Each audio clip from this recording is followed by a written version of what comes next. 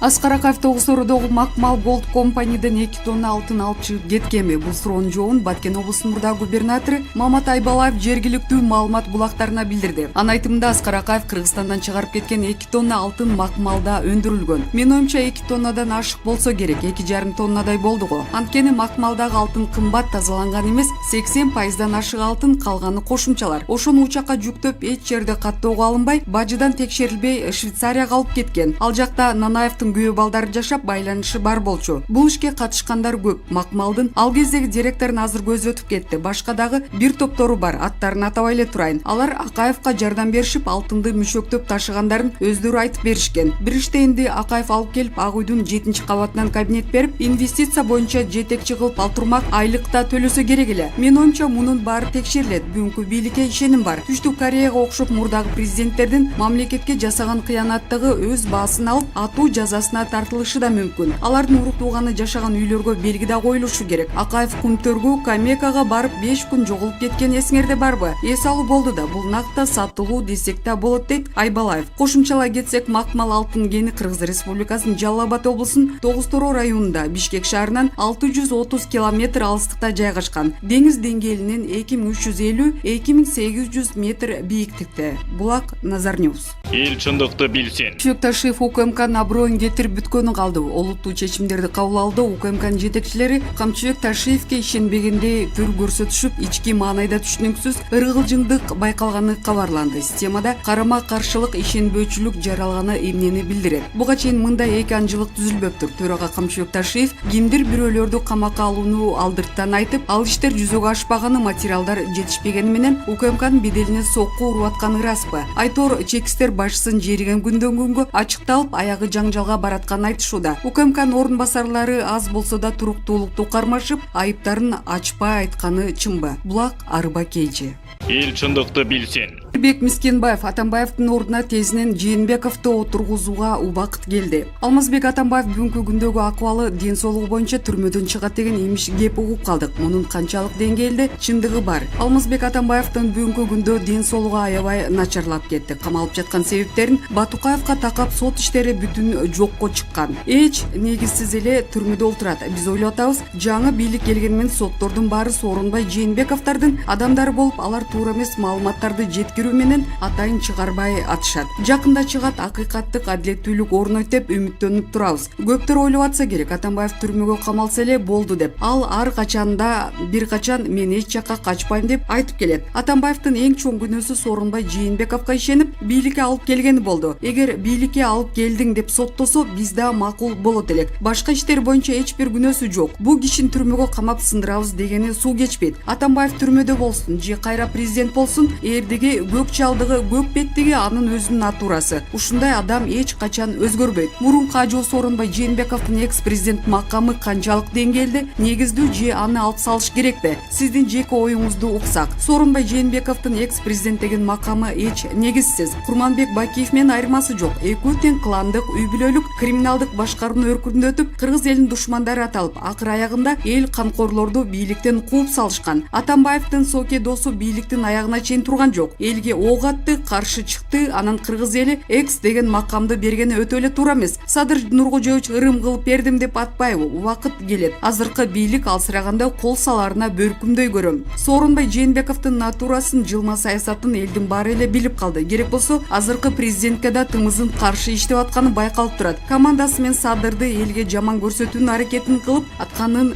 баары Жээнбековдун командасы да. Бул нерсени улам айтып атам. Муну азыркы бийликтегилер да билет. Ошон үчүн Жээнбековдун экс макамын тезинен алып, иш козгоп, түрмөгө Атамбаевдин ордуна олтургузуш керек. Сооронбай Жээнбеков турганда Кыргызстанда тынчтык болбойт. Мунун баарын жеке ичкүйдүүлүгүңдөн улам айтып жаткан жоксуңбу? Сооронбай Жээнбеков тарыхта канкор жана саткын бойдон калат. Өзү эле эмес, урук туугандары, куда сөөктөр да ушундай макамга татыктуу деп эсептейм. Жээнбековдордун жакшылык күтүүгө эч болбойт. Анткени 24 жыл бою бирге жүргөн саналаштарын, партиялаштарын, эң жакын досун бийликке келери менен чыккынчылык каржылык түрдө сатып алдын түрмөгө олтургузду. Ал эми элге кылган карасантайлыгын айта берсе сөз түгөнбөйт. Кыргызстанды артка тартып пандемия учурунда элдин рызкысы болгон акчаларды жеп, элди кырып коё жаздады. Өткөн жылдагы октябрь окуясында элге каршы ок атты. Канчалаган адамдар жарадар болуп, майып болгондордун саны күн сайын өсүүдө. Менимче булардын күнү бүтөрүнө аз калды. Катуу жазаларын алат. Учурда эмне иш менен Алексиң саясий карьераң токтогон жокпу? Азыркы бийликтен кысымдар байкалбайбы? Абактан чыккандан бери сот менен алекпиз. Ошол эле Сооронбай Жээнбековдун бийлиги алдында мыйзамсыз токулган сот чечимдери азырынча токтоп турат. Таң калган Орозбек Опунбаев Кашкар Жунушалиевтерге иш козголуп издөө жарыяланбаганы. Анткени Жээнбековдордун командасы азыркы бийлик менен коюн колтук алышып иштешип атканда, биз Жээнбековдун командасынан толук кандуу тазаланмайынча Кой Таш окуясы жетиштүү түрдө ачылбайт. Азыркы бийликтен куугунтук көргөнүм жок. Куугунтуктун туу чокусун Жээнбековдун бийлиги көрсөткөн. Ойго келбеген иштер менен иш козгоп, үйгө чейин бандиттерин жиберип коркуткан күндөр болгон. Күнү түнү дебей аңдышып азыркы түрмөгө отургузушту. Ал эми азыркы бийликтен андайдын кылдай учун көрө элекмин. Булак Арыба Кейжи.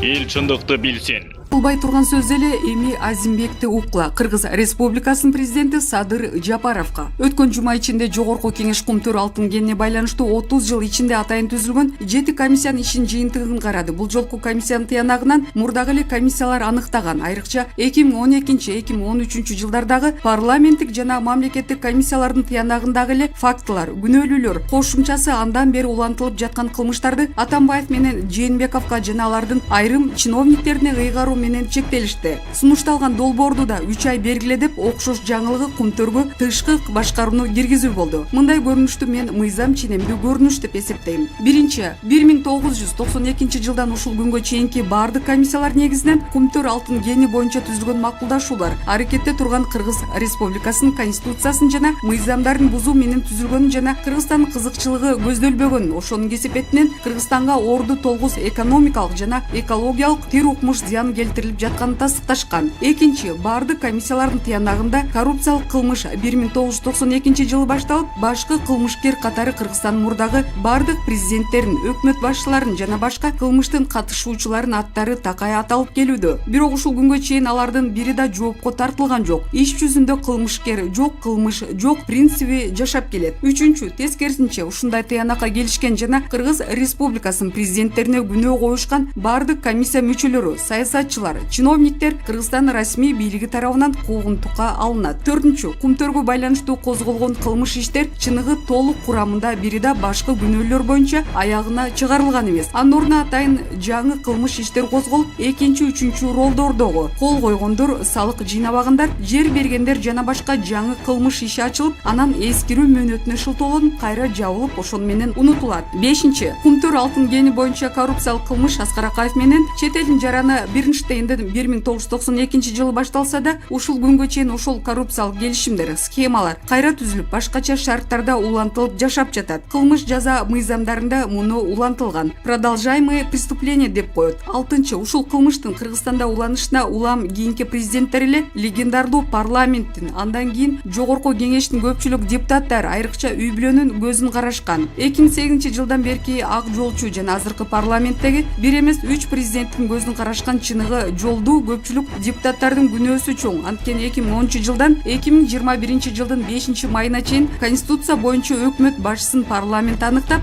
дайындаган жана өкмөт ар жылдык аткарган иши боюнча бир гана Жогорку Кеңешке отчет берген жана жооптуу болгон. Кечээ да Акылбек Жапаровдун тыянагын угуп, өздөрү бардык жоопкерчиликтен адаттарынча качып, бардык маселени кайрадан президент менен министрлер кабинетине 3 айга футболтетишти. Эмне үчүн 2009 жылы Жогорку Кеңеш тарабынан мыйзамсыз эл аралык статусу берилип, ратификацияланган жаңы шарттарды коррупциялык келишимди өздөрү жокко чыгарып, анан убактылуу тышкы башкарууга киргизсе болбойт. Ошондо укуктук чечимге окшош болмок. Азыр 2009 жылкы жаңы шарттагы келишим, андан келип чыккан башка келишимдер, айрым мыйзамдар күчүндө турат. Ага карабай, аларга каршы келген жаңы мыйзам кабыл алышып, убактылуу тышкы башкарууну эмнеге киргизишти? Жапаровдор сураган үчүн элеби? Жапаровдор суранган күндө да туура мыйзамдуу чечимди алып берсе, жеке жоопкерчиликти алып жаткан президент президентке кыйла жеңил болот эле деп ойлойм. 7-нчи, ушул жылдын башында Акылбек Жапаров башында турган жаңы мамлекеттик комиссия түзүлгөндө Карышкырга кой кайтартып деп мен өз чочулоомду жаздым эле. Турмуш көрсөттү, эл күткөндөй Кумтөргө биротоло чекит коюлбады. Карышкыр чет элдик койлорду жара тартып салбады. Болгону Кумтөрдүн алтын бетегесин оттошкон чет элдик койлорго жаңы соодалашуу үчүн 3 ай убакыт алынды. 3 айдан кийин элибиз Кумтөр маселесинде ак үйдөгү жаңы дракондордун элдин башын ороткан актанган кезектеги сөзүн угуп калбайбызбы? Ал дракондорго каршы жаңы чапайчылар пайда болбойбу? 8-нчи, дагы бир көңүл бурчу факт. Бул экологиялык зыян боюнча доону райондук сотко жеке жарандын атынан берилиши. Мындай доону башында мен урматтаган Динара Айым отурган министрлик, прокуратура же жогорку кеңештин тийиштүү комитети же башка тийиштүү мамлекеттик органдар берсе болбойт беле? Эмне үчүн ушундай болду? Муну мен эмне үчүн айтып жатам? 2009-жылкы кайра каралган жаңы шарттардагы келишим соодага түшкөндө да Центера тарап кыргыз тарапка тергөө сот органдарындагы кылмыш иштерде бардык талаш тартыштар боюнча доолор токтотулсун деген шарт койгон. Ошол шартка ылайык Кубанычбек Исабеков өзүнүн доосун алып салса керек эле. Эртең Исабековдун жоругу дагы кайталанбайбы? 9-нчу, жогоркуларга байланыштуу менин сунуштарым. Эл аралык арбитражда утуу максатында токтоосуз түрдө азыр күчүндө турган Центера Кумтөр Gold Company жана Кыргыз Республикасынын өкмөтүнүн ортосундагы жаңы шарттарда түзүлгөн мыйзамсыз эл аралык келишим статусу берилген 2009-жылкы келишимди ага чейинки жана андан кийинки Кумтөр алтын кенине байланыштуу бардык келишимдерди жогорку кеңеш аркылуу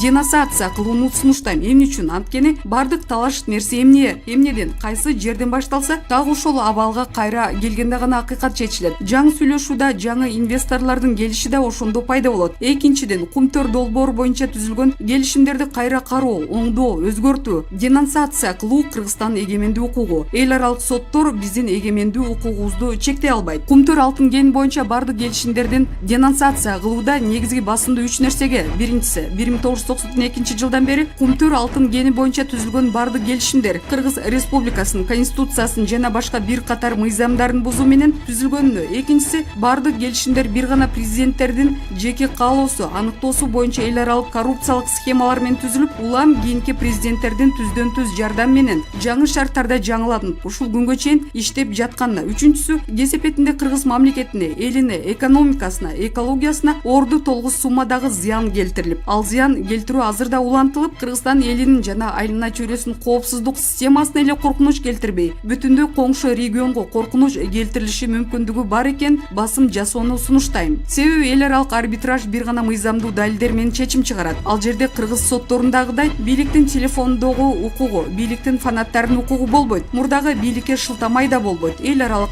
укуктук талабы боюнча азыркы Кыргызстандын бийлиги мурдагы бардык президенттер үчүн жооп берет. Ошон үчүн тезинен Кумтөр боюнча түзүлгөн келишимдерди коррупциялык келишим экенин далилдөөчү башка дирижер коррупционерлер, президенттер болгонун далилдөөчү өзүбүздүн жогорку кеңештин андай келишимдерди коррупциялык деп жокко чыгарган чечими. Башкы коррупционер катары жоопко тартылган адамдардын үстүнөн чыгарылган соттун чечимдери эл аралык арбитраждар чоң роль ойномок. Тилекке каршы бизде экологиялык доону канааттандыргандан башка андай чечимибиз колубузда жок. Айрым саясатчылар Кумтөр Gold Company'ни улутташтыруу керек деп жүрүшөт. Бул туура эмес. Улутташтыруу болгудай Кумтөр алтын кени эч качан Камекага да, Центерага да менчикке берилген эмес. Ал 2042-жылга чейин ижарага берилген. Кумтөрдө иштеп жаткан завод, комбинат үчүн анын негизги каражаттары жол куруу үчүн биз Кумтөр Gold Company'ге 1997-жылы эле өз баасынан ашыкча $174 миллион төлөп бергенбиз. Кумтөрдөгү кыбыраган нерселердин баарына кыргыз тараптын акчасы кеткен. Эми аны улутташтырып дагы төлөп беребизби? Эгерде Кумтөр боюнча Акаевдин кайра түзүү коррупциялык келишимде пайда болбогондо, башкы келишим боюнча 2002-жылы Кумтөр Gold Company толук Кыргызстанга өтмөк. 2003-2004 жылдардагы коррупциялык схемалар ачыкталса, Центера компаниясы кыргыз тараптын акциясын сатып алууда эч качан добросовестный приобретатель боло албайт. Чыныгы чоң коррупция так ушул жерде жатат. Ал эми Центера Кумтөр Gold Company кыргыз тарап улутташтырылганын каалайт. Анткени эл аралык сотто Элисеев Мегакомду утуп алгандай Кыргызстанды жеңип алуу жолу ачылат. Себеби биз улутташтыруу менен Кумтөрдү Центеранын менчиги экенин өзүбүз далилдеп беребиз. Улутташтыруу, конфискация, бирөөнүн менчигин мамлекетке алуу, айрыкча улутташтыруу менчик ээсинин макулдугу, ордун толук төлөп берүү менен жүргүзүлөт. Ошон үчүн 2003-2004 жылдарда Кумтөргө байланыштуу кабыл алган токтомдордун негизинде башкы прокуратура тарабынан 2005 жылдын 21 апрелинде козголгон кылмыш ишти кайра жандандырып, ошол иштин алкагында Кумтөр Gold Company'нын менчигинде бүткүл акция, объектилерди, башка каражаттар менен мыйзамсыз берилген мүлктөр катары прокуратуранын доосу менен соттон кыргыз өкмөтүнө кайтарып алуу мыйзамдуу жана акыйкаттык болот. Ушундай жыйынтык эл аралык арбитражда чоң роль ойнойт. Ошондуктан 2005 жылдын 21 апрелинде козголуп, кийин өндүрүштөн токтотулган кылмыш ишти кайра жандандырып, тергөөсүн тездетүүнү, доо арызды эртелетүүнү сунуштайм. Эл аралык арбитраж үчүн Центара тарабынан келтирилген калктын ден соолугуна, айлана чөйрөгө келтирген зыяндын коркунучтуулугу үчүн жеке бир адамдын Октябрь райондук соту уткан доо арызы жана Жогорку кеңеш тарабынан киргизилген убактылуу тышкы башкаруу фактысы жаңы мыйзамы Кыргыз Республикасынын концессия жана концессиялык ишканалар жөнүндөгү мыйзамынын 22 беренеси жана бардык комиссиялардын тыянактарында аныктаган зыяндардын өлчөмү Центераны утуп алганга жетиштүү далил болбой калышы мүмкүн. Ошон үчүн айлана чөйрөнү коргоо боюнча тийиштүү мамлекеттик органдар, көз карандысыз эл аралык уюмдар, эксперттер аркылуу кошумча жаңы иликтөөлөрдү уюштурууну да сунуштайм. Мындан кийин Кыргызстандагы кен байлыктардын тагдырын бир адам президенттер өзү каалагандай чечпеш үчүн кен байлыктарды иштетүүнүн, инвесторлорго берүүнүн өзгөчө шарттары камтылган. Конституциянын талабына ылайык Кыргыз элинин үлүшү 51%дан кем эмес аныкталган мыйзамды кабыл алууну да сунуштайм. Мындан ары инвесторлор президенттер аркылуу жана алар жактырган келишимдердин шартында эмес, мыйзамдын тартиби аркылуу келишсин жана иштешсин. Булак арба кейжи.